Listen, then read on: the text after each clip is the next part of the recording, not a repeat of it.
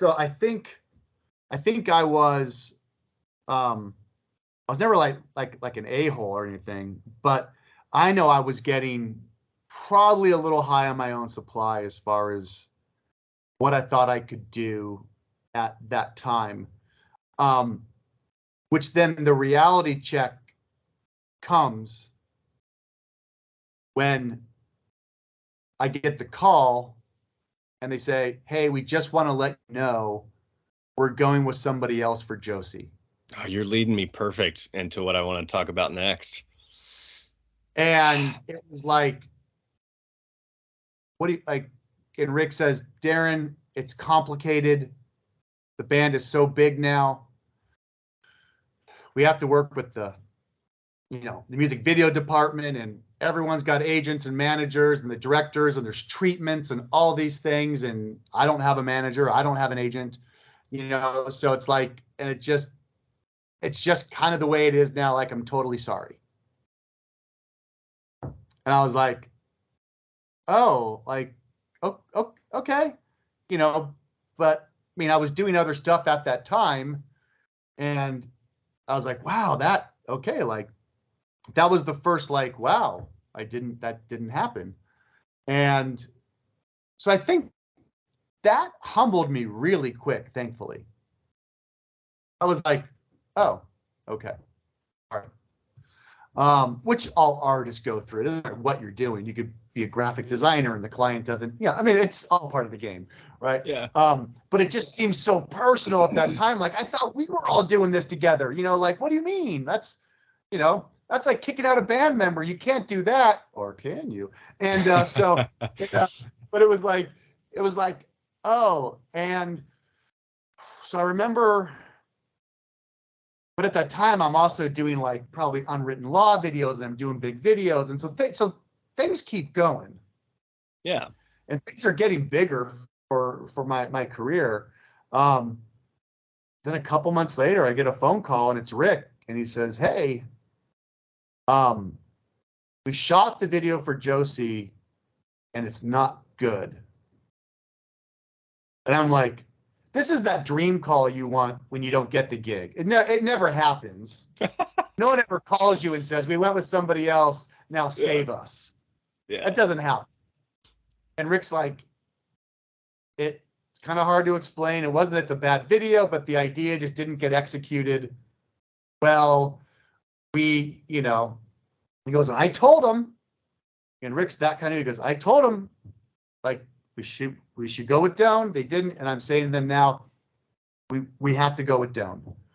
And he said, and I told them the same amount of money they spent on that one, Doane has to have the same budget to do this new one.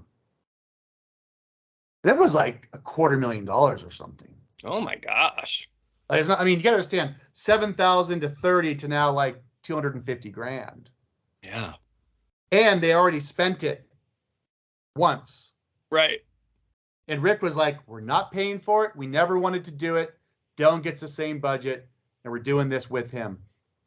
And so I think the humility in those 3 months really shaped me really for the rest of my career. Like, one, in understanding that you get an opportunity to come alongside these bands.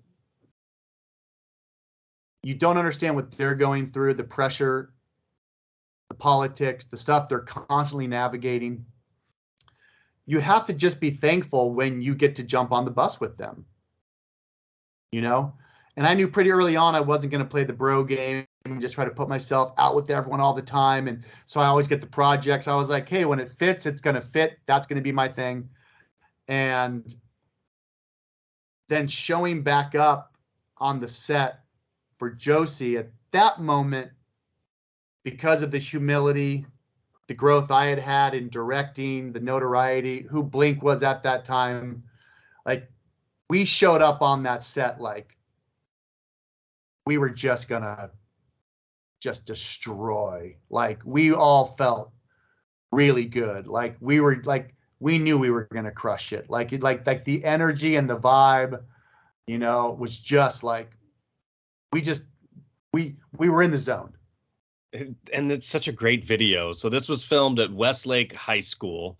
And to back up a tad, if folks don't know what the original one was, there's small clips of it that had Yeah, surfaced. But yeah. essentially, it's the band kind of underwater and water's rising. And from all accounts, from Mark and Yeah, they're in a yeah, basement. I think the Malloys directed it, and they're like, the Malloys are amazing. The dudes are yeah, so good.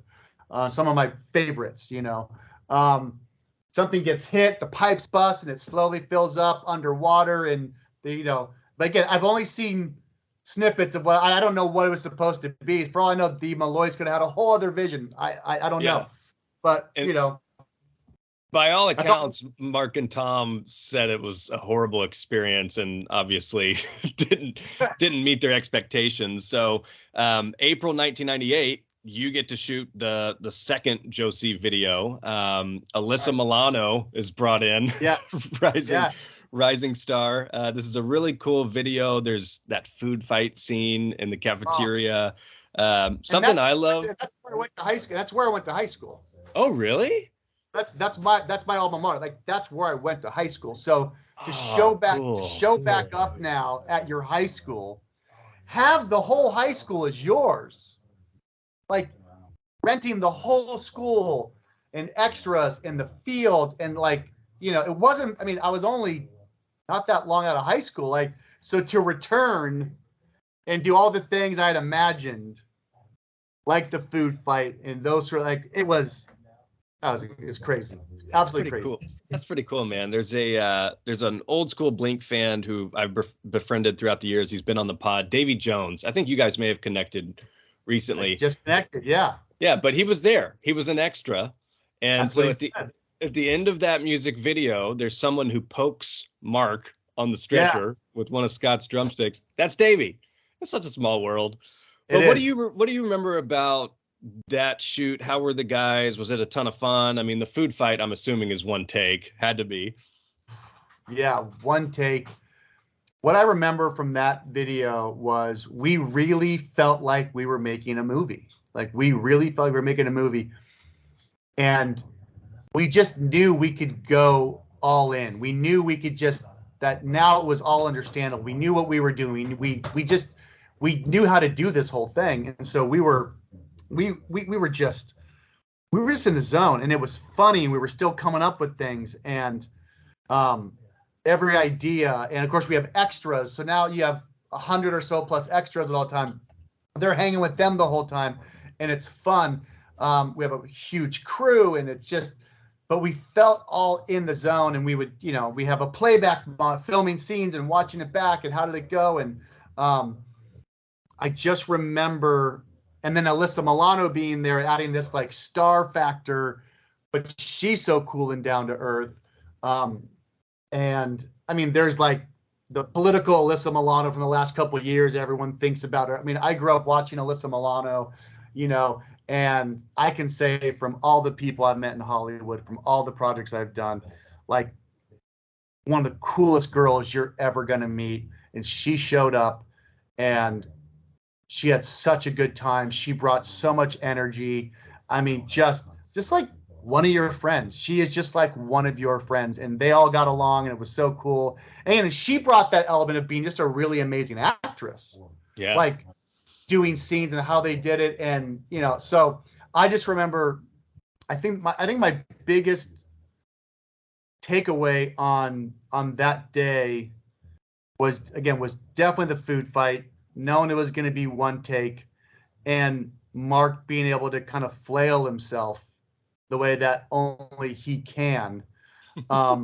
It just, you know, and then I think when he puts the clothes on for the track scene, it's kind of the first Blink like wardrobe prop moment in their career. There's really no other moment like that. And to me, that's kind of where they were going to go on the next album.